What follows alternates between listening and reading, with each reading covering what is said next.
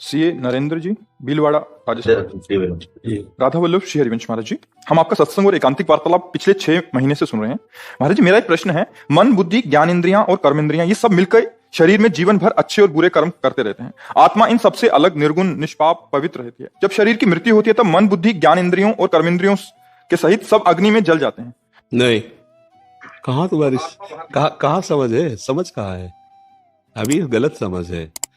अभी मतलब समझ सही नहीं हुई ना, सही शब्द नहीं है।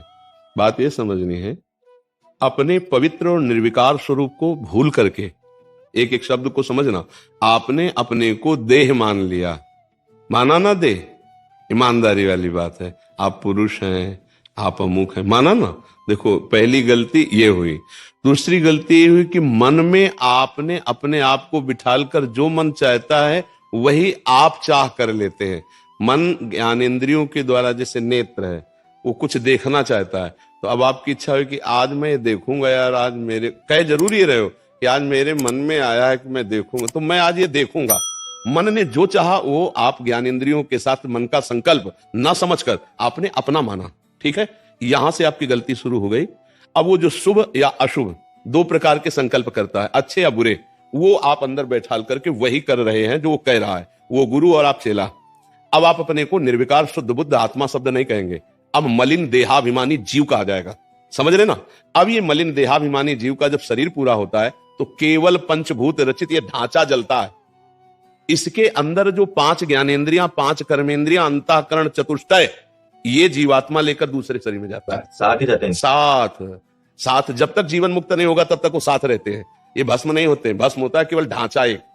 इसी शरीर को जब आप स्वप्न में होते हैं तब इसका ज्ञान होता है क्या? आपको नहीं होता ना कि सैया में एक शरीर सोया हुआ है, लेकिन स्वप्न में आपको यदि पिटाई करे या पूजा करे तो सुख दुख का अनुभव होता है ना, तो स्वाप्निक शरीर से होता है ना। ऐसे ही उस जीवात्मा के साथ ज्ञानेंद्रियां और कर्मेंद्रियां साथ रहती अंतःकरण के। अब अगर पाप किया है तो नरक में, तो यातना देह मिलता है। स्वप्न में कोई गला काटे तो यद्यपि स्थूल शरीर को खरोच भी नहीं आएगी, पर आपको भयानक पीड़ा महसूस होगी। और कभी कभी देखो, किसी का कंट्रोल अगर छूट गया तो चिल्ला पड़, लोग दौड़ते, क्या हुआ? बोले यार स्वप्न देख रहा था। समझ पा रहे ना? स्वप्न की खरोच भी स्थूल शरीर में नहीं है, पर उसे पीड़ा है, वो तभी हटेगी जब वो जग जाएगा। ऐसे ही उसको नरक की यंत्रणा भोगनी पड़ती है उसी सूक्ष्म शरीर से, जो जैसे स्वप्न में था ना, ऐसे यातना देह में भोगनी पड़ती है। अगर पुण्य हुआ तो स्वर्ग लोक आदि जाकर सुख भोगता है, फिर मृत्यु लोक में आकर के जन्मता है। इसी चक्र को मिटाने के लिए मानव देह मिला है कि ज्ञान के द्वारा या भक्ति के द्वारा इसको मिटा दिया जाए। आप समझ पा रहे हैं?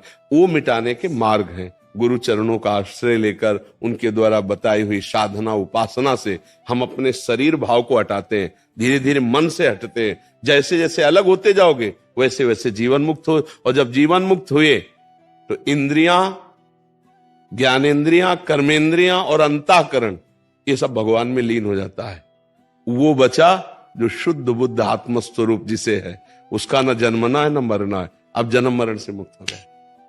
ये बहुत बड़ा खेल है, छोटा मोटा खेल नहीं है कि केवल बातों से मुक्त हो जाए। है नहीं? देखो, सुन रहे हो कि मैं शरीर नहीं हूं, पर आप देखो ऐसा कभी भूलकर भी नहीं लगता कि मैं शरीर नहीं हूं। ऐसा लगता है मैं यही हूं, लगता है ना। यही भ्रम मिट जाए तो भगवान की प्राप्ति हो जाए। जा सुकृपा सब भ्रम मिट जाई, गिर जा सोई कृपाल रघुराई। इसीलिए भगवान का नाम जप करो, भगवान के आश्रित रहो, वही ज्ञान देते हैं, तब समझ में आता है। इंद्रियां भस्म नहीं होती है, अंतःकरण भस्म नहीं होता। केवल स्थूल 3 शरीर हैं, स्थूल शरीर, सूक्ष्म शरीर, कारण शरीर, और तीनों शरीरों को वहन करने वाला जीवात्मा है।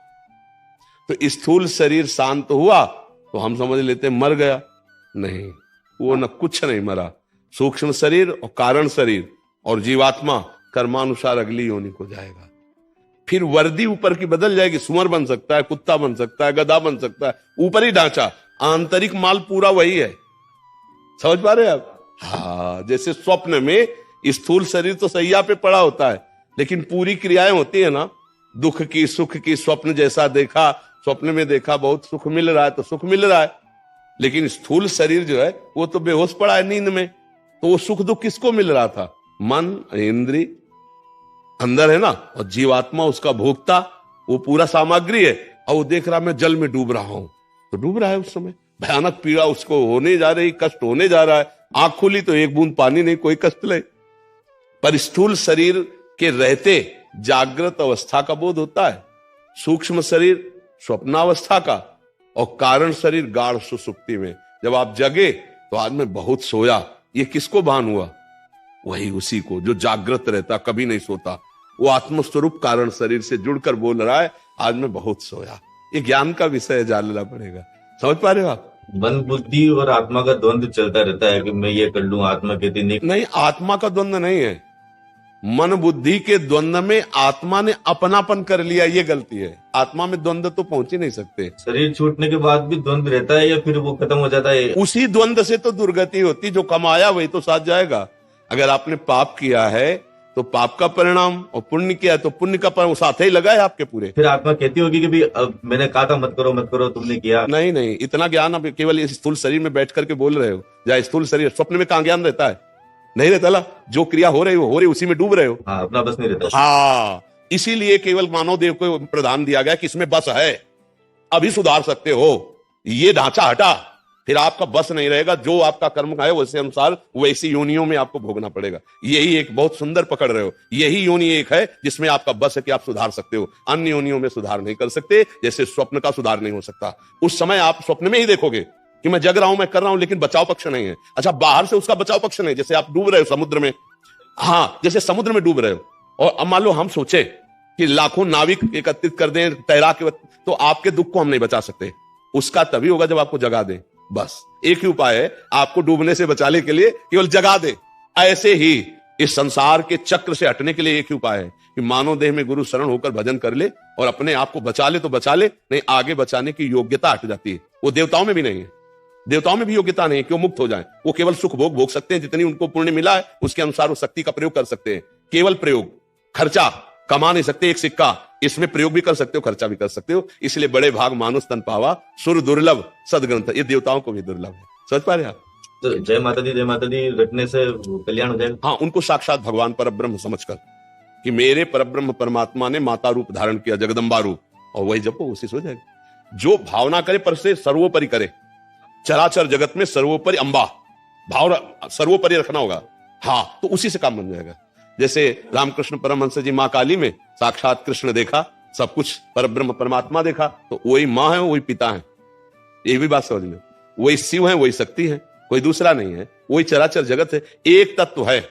उसे चाहे मां बोलो, चाहे पिता बोलो, चाहे भगवान बोलो, चाहे ब्रह्म बोलो, चाहे परमात्मा बोलो, तत्व एक है। समझ रहे ला? तो उसी को सर्वोपरि मान लो, बस उसी से काम हो जाएगा। ठीक है जी।